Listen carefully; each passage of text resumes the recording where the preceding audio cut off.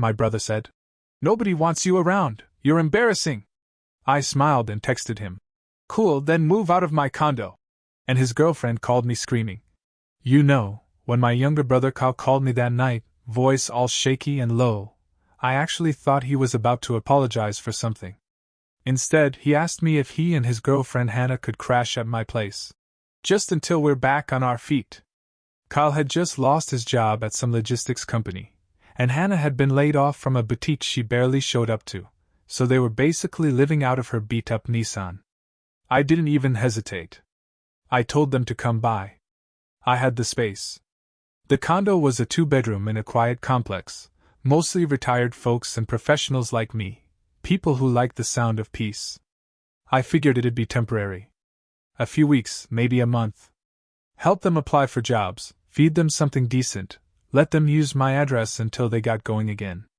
But here's the thing about helping family. If you don't draw boundaries early, they'll redraw them for you. In Sharpie. At first, things were fine. They kept to themselves. Hannah liked to bake. She actually made these cinnamon scones that smelled like something out of a cafe in Vermont. Kyle helped me fix a leaky faucet one weekend and even offered to run a load of laundry. But something changed around the 3rd week. The job hunt? Stalled. The chores? Stopped. The gratitude? Gone. Instead, it turned into late-night kickbacks, with cheap beer and bass-heavy music that made the walls vibrate. I'd wake up to strangers sleeping on the living room floor, and when I asked Kyle about it, he'd laugh like I was the annoying old neighbor. You gotta loosen up, man, he said once, cracking open another can while I stood there barefoot at 2 a.m., trying to figure out why some guy named Randy was sleeping with his shoes on my coffee table. Then came the mockery. He'd started making these snide little remarks when people were over. Usually when Hannah's friends were around. Don't mind my big bro, he said once, as I walked into my own kitchen. He doesn't get out much. Socially allergic or something. Everyone laughed, except me. But the moment that flipped everything? It happened on a Sunday afternoon. I was setting up my projector to watch a documentary. Nothing thrilling, just something quiet to unwind to, when I heard Kyle's voice from the patio. He was holding court like he always did when he had an audience. Someone said something about me, I don't even remember what. But I'll never forget what he said back. Nah, nobody really wants him around. He's embarrassing, man. Like a buzzkill you can't get rid of. There was a pause. Laughter. A little too loud. I stood in the hallway, just out of sight, holding a bowl of popcorn in my hands that suddenly felt too warm. I didn't say anything. I didn't storm out or confront him. I just walked back into the living room, set the popcorn down, sat for a moment in silence, and smiled. Then I picked up my phone and texted him. Cool. Then move out of my condo. The silence after I hit send was beautiful. Almost meditative. Kyle didn't respond right away. In fact, he didn't say anything at all that night. No knock on my door. No drunken apologies. Nothing. But at exactly 8:13 the next morning, my phone rang. Not Kyle. Hannah. I could already hear her yelling before I even picked up. I answered on speaker and set the phone on the bathroom counter while I brushed my teeth. Are you kidding me right now? She shrieked. You're throwing us out? Over what? A joke? Her voice cracked on that last word like she'd rehearsed being the victim all morning. He didn't mean it like that, okay? People say dumb stuff when they're tipsy. You're being petty. I spit into the sink, wiped my face, and calmly replied, I'm not throwing you out. I'm just asking you to stop living in a place you clearly hate being in. Silence. Then, the fury. Where are we even supposed to go? You know Kyle hasn't gotten a call back, and my mom lives in a retirement trailer with no spare bed. We're trying our best. I took a deep breath and kept my tone steady, like I was negotiating a cell phone plan, not evicting freeloaders. You've both been here for almost 2 months rent-free. I've covered your food, your job applications, your utilities, and your messes. And in return, you've disrespected my home. That ends now. She made some noise on the other end, like a frustrated sputter, and hung up. 5 minutes later, Kyle texted me. Just 3 words. Bro, come on. I didn't reply. That morning, I took a personal day from work. Not to relax, but to prepare. I started by disabling their key fob access. My condo building uses a security system that logs each resident's entry. 1 email to building management and boom, they were locked out of the gym, the elevator, even the trash room. Next, the Wi-Fi. I changed the password to something very simple but deeply satisfying. You had Togo 2024. Then I signed out all their devices from the streaming apps. You should have heard the thud when Kyle realized he couldn't finish his Netflix show. From the hallway, I heard a distant, "What the?" They hadn't seen the half of it.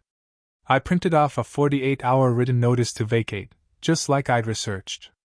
I'd spoken with the condo board attorney weeks ago, just in case I ever needed to make it official. This wasn't my first rodeo with boundaries. I'd just never had to enforce them this hard before. I walked into the living room with 2 cups of coffee, one for me, and one I pretended was for a guest, and casually handed Kyle the notice. He blinked at it like it was in another language. "What the hell is this?" "Your official heads up," I said, sipping from my cup. "You've got until Wednesday at noon. You can't just kick us out." Hannah snapped from the kitchen. "We live here." I turned to her, calm as a monk.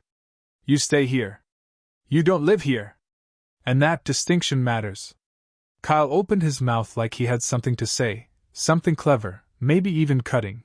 But then he looked at me, and I think for the first time since they moved in, he realized I wasn't bluffing. And I was just getting started. By Monday afternoon, they'd gone from defiant to defensive to desperate. I came home from a walk, iced coffee in hand, earbuds in, podcast playing, to find Hannah standing at the door with her arms crossed like she was about to block me from entering my own home. "Really?" she asked, without even saying hi.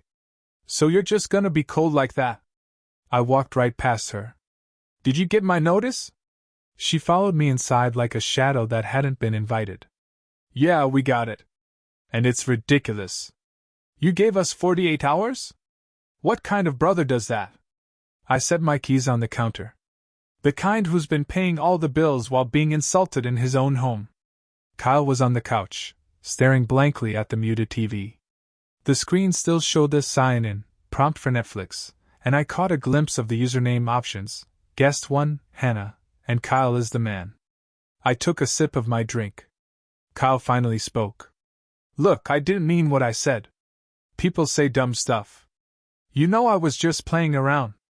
I sat across from him, leaned forward, and looked him dead in the eye. "Do you remember what you said?" He squirmed.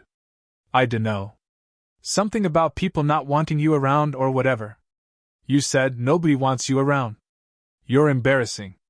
He glanced away. "Yeah, but that's not how I meant it." "Doesn't matter," I said, calm and firm. "What matters is that I gave you shelter when you had none, and you mocked me to impress people who'd leave you the second the music stopped and the beer ran out." They didn't say much after that.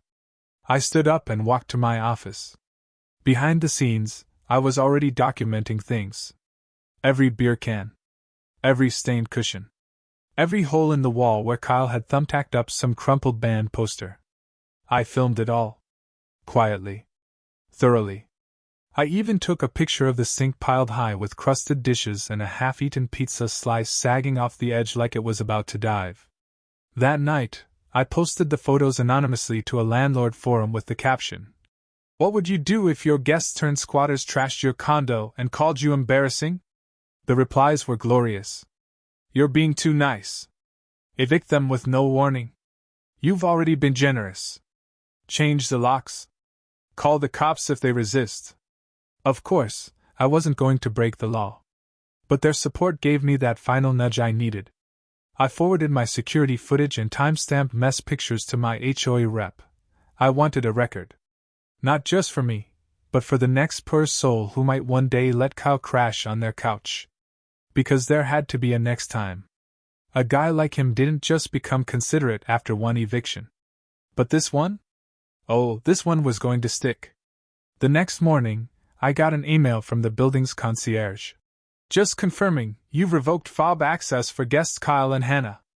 Should we alert security if they attempt re-entry after vacating? I replied with a polite yes, please, and sat back in my chair with a half smile. It wasn't joy, not quite. But it was a sense of control I hadn't felt in weeks. Around lunchtime, Hannah knocked on my office door. Lightly. Like she thought if she tapped soft enough, it might change the outcome. She peeked in, holding 2 mugs of coffee. Made you one? Thought we could talk. I didn't answer right away, just gestured for her to sit in the armchair across from my desk. She handed me the mug. Vanilla creamer, 1 sugar. She'd noticed, I'll give her that. I know things got weird, she began, her voice gentler now. And I know Kyle runs his mouth sometimes. But you've always been the calm one. The guy who thinks things through. This doesn't feel like you. She tried to look wounded, but I'd seen this performance before. I wasn't the one who changed, I said. You and Kyle did. You just didn't notice because I kept letting it slide. She stared down at her mug like it held the answers. But where are we supposed to go? She whispered. I didn't say anything. She looked up, sharper now. You want us to sleep in our car? I want you to take accountability, I said. If that means living in your car for a few days, maybe that's what it takes to finally grow up. The mask cracked for a moment. I saw it in her eyes, anger, shame, panic. A cocktail of consequences. You're really doing this? She said, standing up too quickly, sloshing coffee on the carpet. I reached for a napkin and started blotting the stain. Just clean it before you leave. She stormed out without another word. That night, I called my buddy Marcus, a quiet guy who happened to own a moving company. He owed me a favor from years ago when I helped him get through a messy breakup and a worse lease. You want help getting them out? He asked, almost too eagerly. Not forcibly, I said. But I want them gone the minute the notice is up. Boxes. Bags. No debate. He agreed. Wednesday noon was starting to feel like a finish line I didn't even know I was racing toward. Tuesday dragged. I barely said a word to either of them. Kyle sulked around the condo like a ghost who didn't realize he was already dead. Hannah went between icy glares and overly sweet small talk, like she hadn't quite picked a strategy. I stayed focused. That morning, I removed all their laundry from the dryer and folded none of it. I left it in a pile on the couch with a sticky note. Pack me. I turned off access to the Nest thermostat and set it to a cool but petty 65. I even put little colored post-its on my things in the fridge. Mine, and absolutely mine. The only thing I didn't touch was the bathroom shelf where Kyle had left his 3-in-1 shampoo/conditioner/body wash. Probably the most efficient thing about him. That afternoon, I got a message from Marcus confirming the van was booked. 2 movers, noon sharp. We'll treat it like a breakup. Perfect. But then something strange happened that night. I came home to find the living room clean. Like suspiciously clean. Couch vacuumed. Shoes aligned at the door.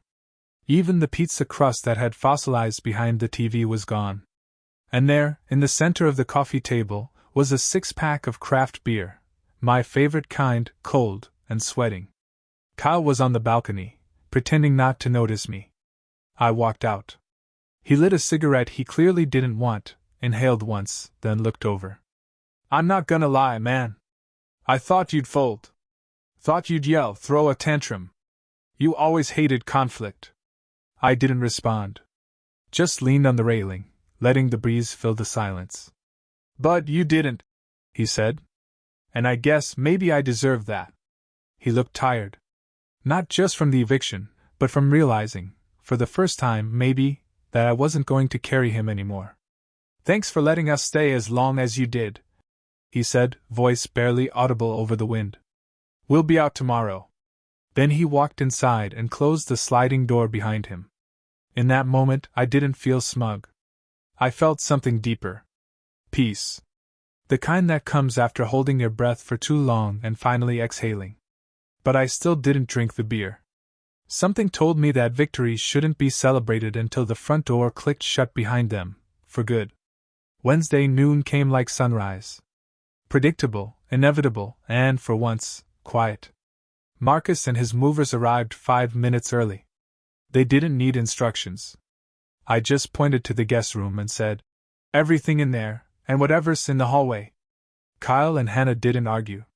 Kyle wore the same hoodie he'd arrived in, the sleeves now frayed at the wrists. Hannah was unusually quiet, stuffing clothes into duffel bags with this robotic efficiency, like she was trying not to think. No goodbyes. No eye contact. As they loaded the last box, Kyle lingered at the door for a second. Maybe waiting for me to say something. Maybe trying to find the words himself. I just gave a short nod. He returned it. Then left. I locked the door behind them. Turned off the porch light. And for the first time in weeks, I heard nothing. Just the hum of the fridge and the whisper of the AC. I cracked open one of those beers from the night before, still cold, and dropped onto my couch. My couch. No stray socks. No music shaking the walls. Just me, a drink, and the sound of peace. And it was glorious. The first full day without them felt like returning to your house after a long vacation, except the house had never actually left. I walked barefoot through every room. No sticky tile. No weird smells. Just normal. But the mess they left behind? Different story. I found nail polish stains on the windowsill. A collection of fast food wrappers under the bed. And the bathroom mirror, God help me, it had Hannah's lipstick kisses smudged on the glass. Like some rom-com villain marking her territory. That's when I remembered the photos and footage I'd saved. So that night, I logged back into that landlord forum. Posted a follow-up. Update, they're gone. Here's what they left behind. I uploaded a video of the room before and after, captioned, "This is what happens when kindness isn't appreciated." The thread blew up. Justice served cold. Legendary move. Teach me your ways, sensei. I didn't reply to the comments. Didn't need to. The post wasn't about revenge. It was about closure, and maybe a tiny bit of smug satisfaction. Somewhere out there, Kyle and Hannah were probably huddled in a friend's guest room, rethinking their choices. Or not. But either way, they weren't my problem anymore. And that felt better than any apology. By Friday, the condo felt different. Not just clean, but lighter. Like it had exhaled, too. I rearranged a few things, shifted the couch, swapped the photos on the wall. Subtle changes, but symbolic. This was my space again. No borrowed drama. No secondhand chaos. That night, I lit a candle, queued up a quiet documentary, and actually stretched out on the couch without someone's backpack poking into my side. Then my phone buzzed. New message from Hannah. I stared at it for a while, debating. Curiosity won. "Just so you know, Kyle's really upset. You didn't have to humiliate us like that." I didn't answer. 2 hours later. "I hope this was worth losing your brother." Still no reply. She sent one more, around midnight. "You really think you're better than us?" This time, I did reply. Just one sentence. "I think I'm finally better without you." Blocked her right after. Not out of anger, but to protect the peace I had fought, quietly and patiently, to reclaim. Saturday morning hit different. There was no noise, not from the living room, not from down the hall. No slamming cabinets. No bass thudding through the walls. No arguments over who left the bathroom light on. Just birdsong and the subtle creak of sunlight warming the floorboards. I made myself breakfast, eggs, toast, a little black pepper on top, and ate it in silence. Not the kind of silence that feels like something's missing. The kind that fills a room. Complete. Whole. Afterward, I opened my laptop, logged into my bank account, and for the first time in over 2 months saw numbers that weren't bleeding red. No late fees. No surprise Amazon charges. No streaming platform upgrades I never signed up for. I smiled. Closed the tab. Then opened another one. The apartment forums. Turns out, Hannah had posted too. Not in the landlord forum where I'd dropped my quiet revenge, but in a roommates needed group under a different name. Different, but not untraceable. Her writing style was unmistakable. That Quirky, free-spirited girl who's just looking for a chill roommate who isn't uptight about noise or guests. Vibe. I almost laughed out loud at her post. Just moved out of a toxic situation. Looking for good vibes only. I cook, I clean, I'm a people person, smiley face. Sure you are, I thought. If by people person you mean expects people to foot your rent while you complain about the flavor of their yogurt. I didn't comment. But I did screenshot it. Saved it in a folder I titled Boundaries. Later that afternoon, I poured myself a drink, another one from the six-pack they left behind, still untouched and cold, and sat out on my balcony. The sun was warm on my legs. A breeze moved through the pines. I had music playing low through my Bluetooth speaker. Jazz, for once. Something smooth. Something with room to breathe. That's when I saw it, across the street, a beat-up car idling by the curb. Kyle's car. He didn't get out. Just sat there for maybe 5 minutes, staring at the building. Probably wondering if I'd come down. Maybe rehearsing some final speech. Maybe nothing at all. Eventually, he drove off. No text. No honk. No dramatic gesture. Just a quiet retreat. And you know what? That was the real victory. Not the eviction. Not the texts I ignored. Not even the forum posts that went viral. It was the look on his face as he realized I meant it. That I wasn't the doormat he'd come to expect. That kindness has its limits, and once you cross them, what's left isn't cruelty. It's consequence. That night, I slept better than I had in months. No creaking floors. No late-night bickering. No echoes of being unwanted in my own home. Just peace. The kind of peace you have to earn.